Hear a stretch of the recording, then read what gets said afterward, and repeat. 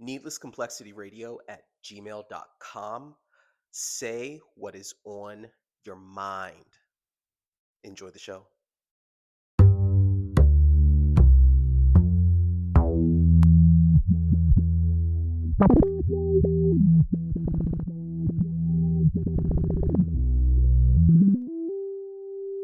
Ew, I want crabs for Christmas. Ew, only crabs will do. Good afternoon, everyone, and welcome to the Needless Complexity Show de facto film reviews.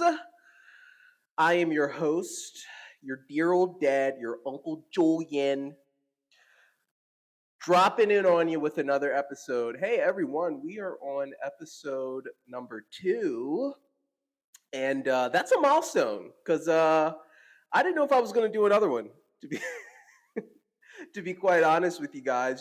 So I think that means two things, right? One, I'm not a quitter, and two, why am I still doing this? And I think both of those things can be true at the same time. So I upload this show to both YouTube and um, Spotify. And the only one I'm checking on is Spotify because I'm too scared to see if there's any comments on the YouTube one. The YouTube one I just kind of like threw out into the ether, and I'll just come back when it's time to upload. So by the time you all listen to this, it'll be uploaded by now. But the Spotify one, the dashboard is a little bit more forgiving because I just see how many views it's gotten, and that's it. I can remain blissfully ignorant to the feedback from the show. But I got kind of excited when I went to the Spotify dashboard because it was sitting at 3 views, which I know were all me. And then I logged in and I refreshed the page and I saw it was 5 views, and I got really excited. But then I forgot that I like listened to part of it twice over the weekend. So I think it's only me. It's only me. And you know what? That's all right. Because obviously I don't mind. I don't mind talking to myself. But hey, I hope you guys are doing all right. I hope you continue to do all right out there in Radio Land. Are you feeling festive? Huh? Are you ready for the holidays? Ready for Christmas? I'm going to be honest with you. Doesn't feel like it doesn't feel like the holidays at all. And I'm trying to figure out if that's just the state of affairs and that's just the way things are, or if it's just sort of everyone's in survival everyone's in survival mode. So I'm really not sure. But no, it doesn't feel like the holidays at all to me, honestly. When I see people that have Christmas decorations um, on their front lawn, I actually get a little bit worried because my initial thought is I wonder if they are in some sort of denial. I don't know, maybe it's just me. Go to needlesscomplexityradio@gmail.com if you have something to say. The inbox is ready. It's sitting there, it's waiting. I want you to say what's on your mind. Anything at all. If you got a film review, if you want to tell me how terrible the show is, if you want to just go on a rant of your stream of consciousness, please feel free to do so. So again, that's needlesscomplexityradio@gmail.com if you have something to say. All right. First order of business. Julian's going to Baltimore for Christmas. All right. Yeah, I'm going Danny Ocean. I'm not going up, I'm going Danny Ocean on. And I'm super excited to go visit the family, although I'm not I'm not going to the beach. I always say Danny Ocean, but I'm not going. I do miss Ocean City though. I'm not gonna lie to you. I do miss Ocean City a lot. A lot of people talk shit about Ocean City, and rightfully so. I mean, I'm not. Listen, I don't know if Ocean City really can be defended, but it is meant to be. It's not meant to be defended. Ocean City is meant to be cherished, and it is meant to be. It is meant to be loved, cherished, and loved. And anyone who knows Ocean City, Maryland, knows a few things. Ocean City, Maryland is basically like Dundalk, Glen Burnie, maybe a little Essex, little Rosedale, by the sea. It is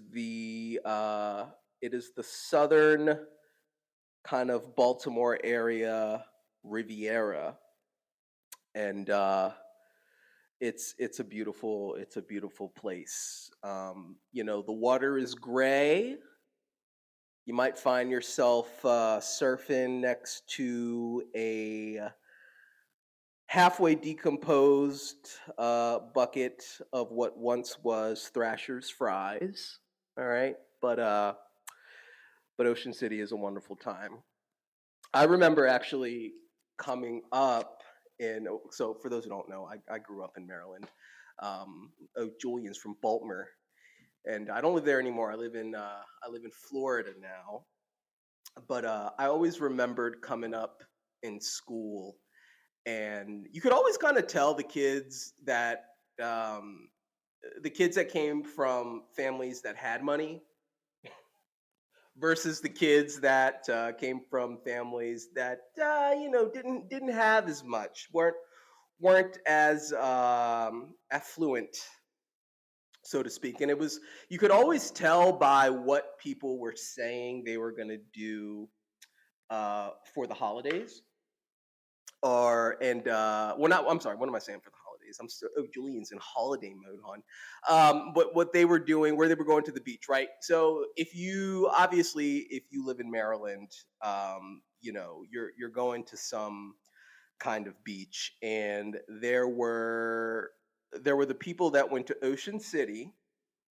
Okay, you either went to Ocean City, if you were the common folk like myself, or if you were a little bit of an upper echelon, you would go to like Dewey Beach or Rehoboth, or if your parents were really balling out, you went out to the Outer Banks.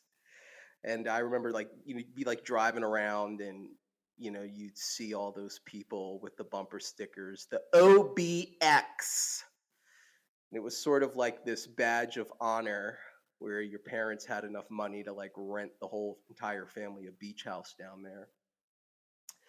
But Julian's getting a little nostalgic about his days coming up on the East Coast. But super excited to go drop in on my family and go visit them, and mainly go say hi to moms. And you should too. You should too. I think if anything, right? If the holidays really don't mean anything anymore, as far as I'm concerned. But I think the holidays should be a time to come up for air, at least. And what do I mean by that, right? Like, take a break from the cycle, right? Okay, close the apps. All right, turn the Netflix off. Go see your family. And I don't want to hear about any of that. Well, I can love them. I can love them from afar. No, go see your family. All right. All right. We've done enough healing. We've protected our peace enough. Let's go and visit. Let's go and visit our family. All right. And look, my family fucking drives me crazy. All right. I'm not gonna lie to you. They drive Julian up the wall, but I love them. And so therefore I'm going to see them. All right? And you should too.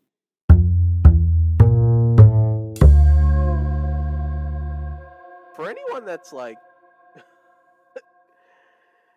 taking time out of their day to watch this, or I fucking keep saying watch this, listen to this, there's nothing to watch. I appreciate you. I really do appreciate you, because I feel like I have no idea what I'm doing.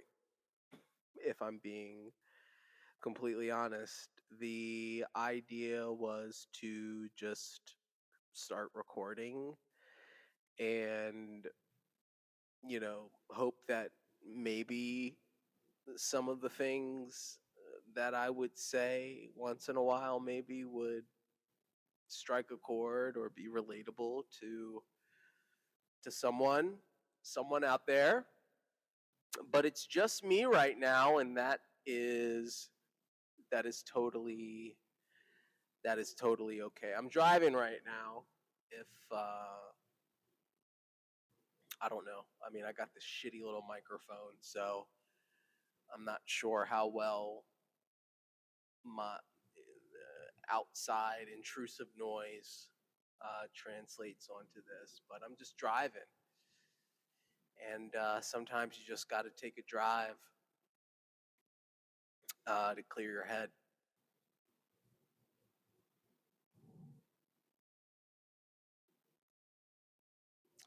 And sometimes I feel like I have nothing to say at all. You ever feel that way? Like sometimes you feel like you have so much in your head. You got so much bouncing around in there, but you can't quite figure out how to get it out. I think I'd make a terrible writer.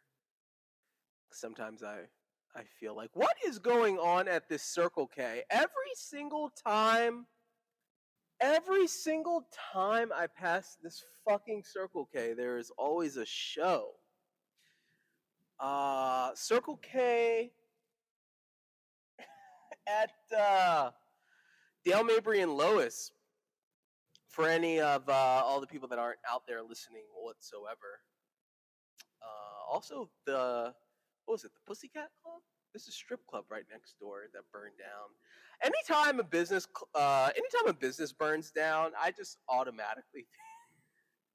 Anytime a business burns down, I just like automatically think insurance fraud.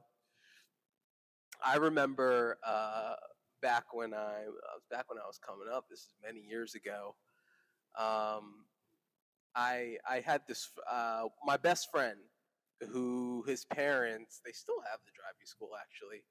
They had this driving school over in Security, Maryland, Baltimore County, and Security was like a very interesting place. But there was this restaurant out there, and they served traditional Pakistani food, and it was called O's Place.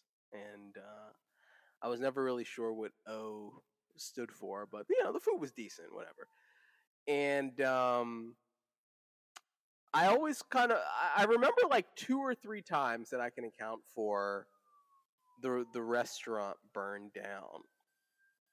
And when you're like 15, 16 at the times, you're just like, oh, okay, it's kind of bad luck. And as you get older, you're just like, all right, what's going on here? It seemed a little convenient. Sunstar paramedics.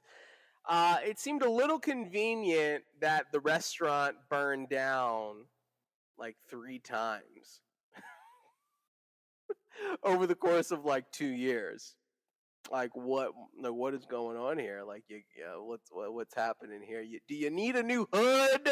Are the sprinklers not working? Or was there a blind eye turned somewhere?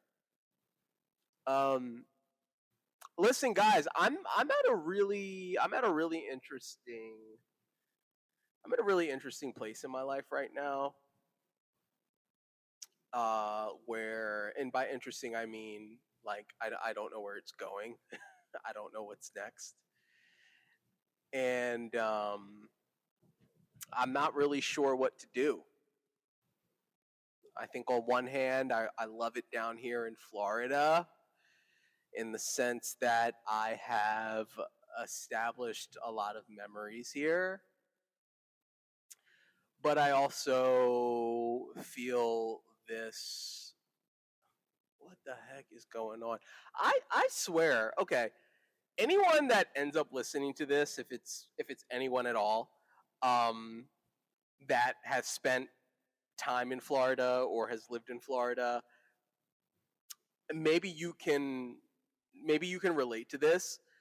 You cannot get in your car and go from point A to point B without seeing something like interesting, kind of shocking, kind of disturbing, kind of bewildering on the side of the road. And I think like that's all I'm going to say about that. But Jesus Christ, that plane looks beautiful flying up. But yeah, why did I start this show? I think honestly, I started recording this show because I don't really have many other outlets in my life or friends or people close to me that I can just really let things out to. So I'm just trying a new avenue of just letting things out into the ether, into the universe. But yeah, I don't know. I'm kind of in an interesting place. So excuse me. I'm really contemplating leaving Florida. It's been fine for the time that I've lived here. It's been okay, but I also just sort of feel like I've overstayed my welcome. Excuse me. In many aspects. I moved out here originally because I was transferring with a job that I had, and then when I got out here, that job ended up ghosting me. And just as luck would have it, my really close friend ended up helping me with a new job and changing careers, and that's been wonderful. And so on one hand, I feel like I wouldn't be where I am right now if I hadn't moved to Florida. But in on the same side of the coin, I kind of feel like there's not really much left here for me. And I say that with all of the love in my heart for Florida.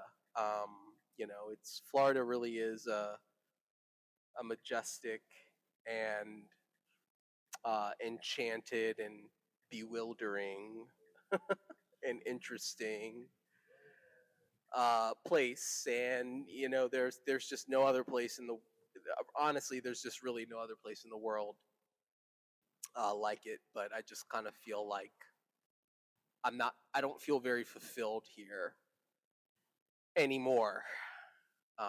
Or if I really have at all, but I think maybe I'm just being honest with myself. So I don't know. It's a Sunday night. I'm recording this on Sunday night. I feel like did I say that part already? I don't know. But I'm recording this on Sunday night. I'm literally just driving around a little bit aimlessly. Because I don't really have else to do right now. Trying to avoid the Sunday scaries, as they say. But truthfully, anyone at all that is listening to this fucking nonsense, I appreciate it, and I'm grateful.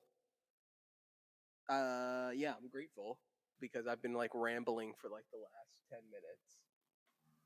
But Yeah, this is the Needless Complexity Show. I have no idea what direction I'm going to take it in. I don't know if I am even going to record an episode after this one. But like I said, I just felt like I needed a little bit of space to just let some things out. And trust me, honey, I got a lot to let out, babe.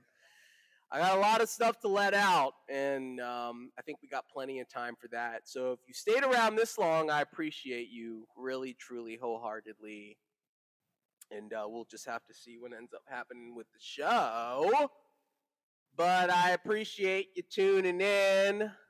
And I really wish and hope that everyone has a wonderful holiday and you're able to at least get some sort of fulfillment or enjoyment out of it.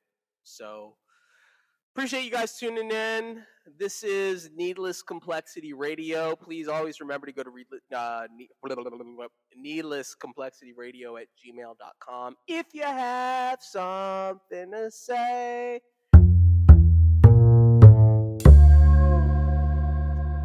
There we go, baby. Oftentimes I think of your jaded smiles and your long farts. Your head's not here. Go find my heart where you left it last. And I'll wait in line to give it back to you.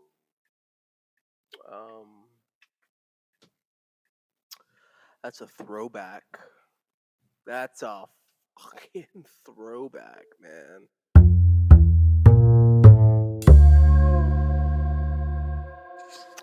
All right, everyone. We saw a wonderful movie over the weekend. Delightful movie. And I am so excited to talk about it a little bit with you all. So, so if you haven't known, you obviously know from the title, we saw Hamnet. Oh, to be or not to be?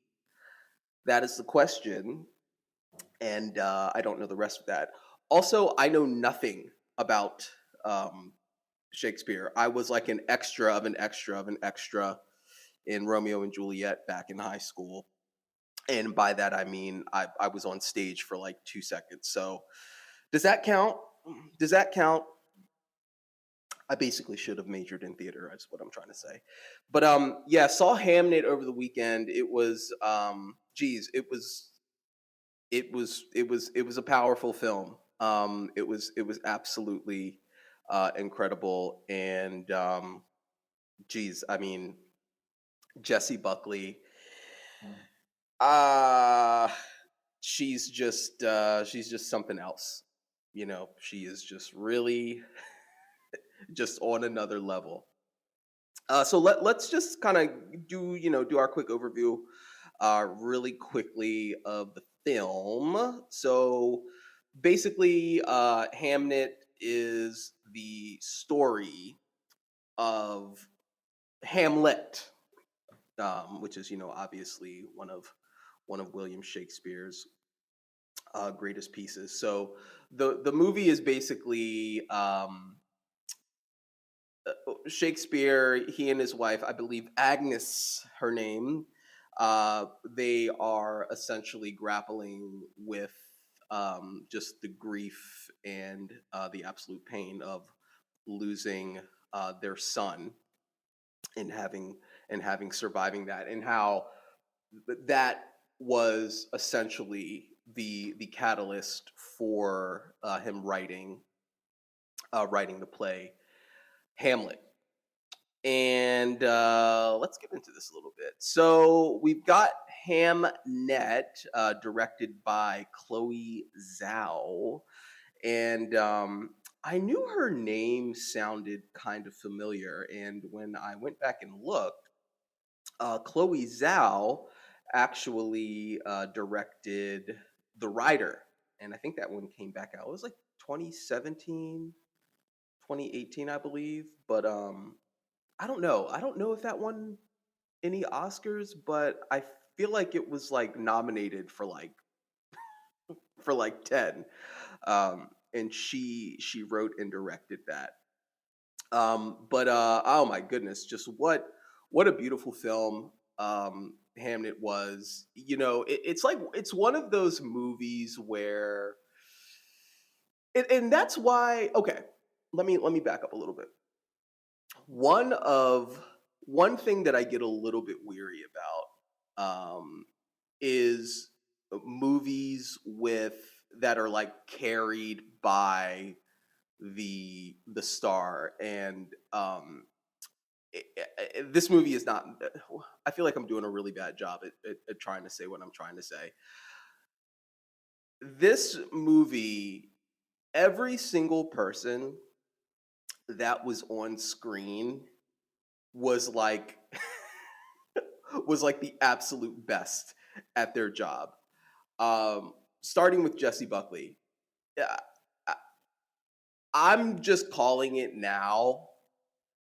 I'm calling it now that this woman is going to receive awards for this performance because I just haven't really seen acting like this in a very long time. I'm a little bit cynical, and you know, I feel like movies with such powerful lead acting is a little bit more few and further between. I sometimes feel like a lot of movies are really kind of uh, clouded by the message or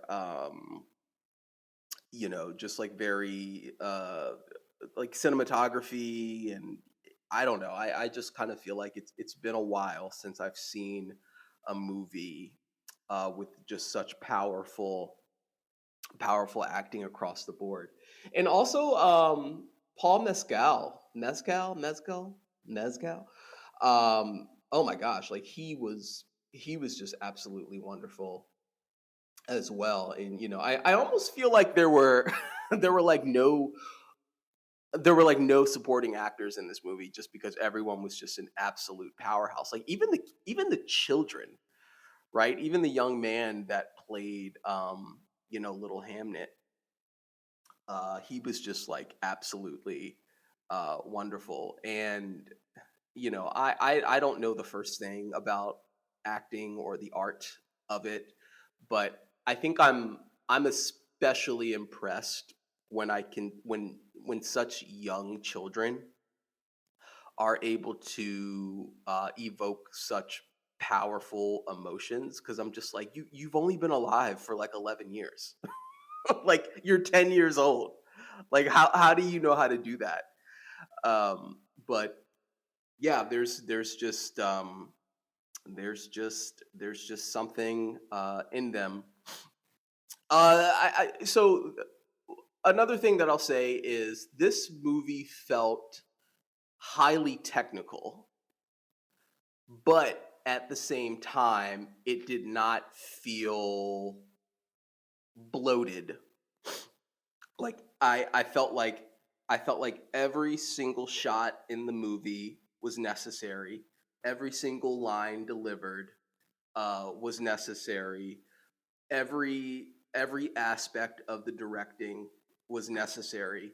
I felt like everything in this movie was placed there was perfectly, and it wasn't short by any means. I think it was like I don't know, maybe like exactly 2 hours, and I feel like 2 hours is kind of the threshold for, okay, can it hold the attention of the average viewer?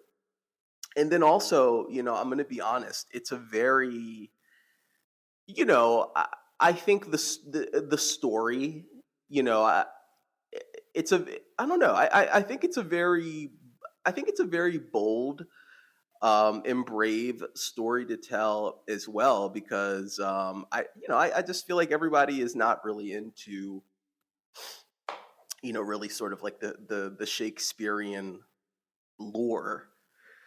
But geez, I'm telling you, like, as someone who knows not, I mean, I've heard of Shakespeare's plays and all that, but for someone who is not that, who's never really been drawn to Shakespeare's work like that, or had much of an interest in his life or backstory, I just feel like this movie brings such a fresh uh it just brings such a fresh perspective to the genre, that time and place, and in a way, sort of modernizing, the story. And not everything has to be modernized, okay? Just because we live, like, not everything has to be modernized. Like, modernization is not always a good thing, but I feel like this movie did such a great job at pulling in the attention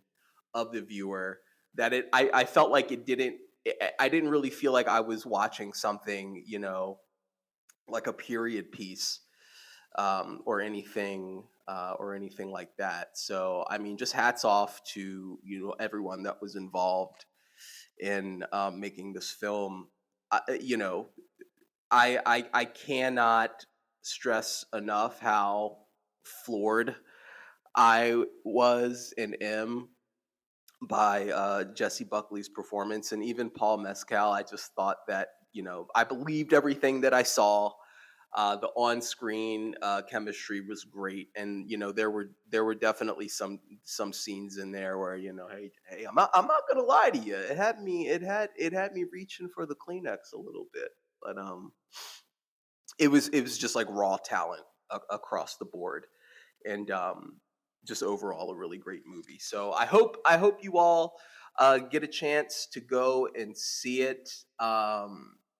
I think there were like a couple of areas in the film that you know uh, I thought that the last shot of the movie felt a little long, but I think it had a very nice dramatic effect. So I think that was just I think that's just a me thing.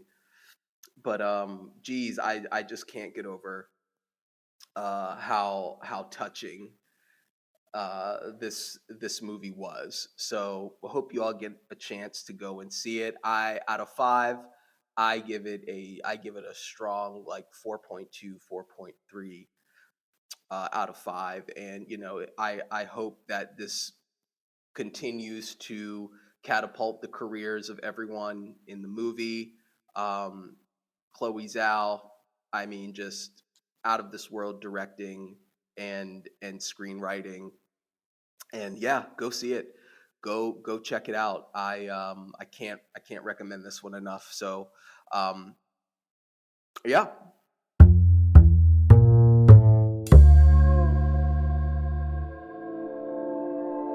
Okay, that was the Needless Complexity show for this week. I really appreciate you dropping into the show. Yeah, I'm trying to find Julian's trying to find his footing, trying to figure out what works and what doesn't work. And if anyone that gives this show the time of day, it is greatly appreciated. I'm gonna keep doing it. I'm gonna keep going. I'm not a quitter. I'm not a quitter. I'm a little crazy, but I'm not a quitter. And but really appreciate everybody dropping in. Go see Hamnet. You will not be disappointed whatsoever. Also, Red was like made for Jesse Buckley. I've never seen Red, look so wonderful in a human being before. Thank you all so much for tuning in, and I will see you next week. Bye. Needless complexity. Needless. It's needless complexity.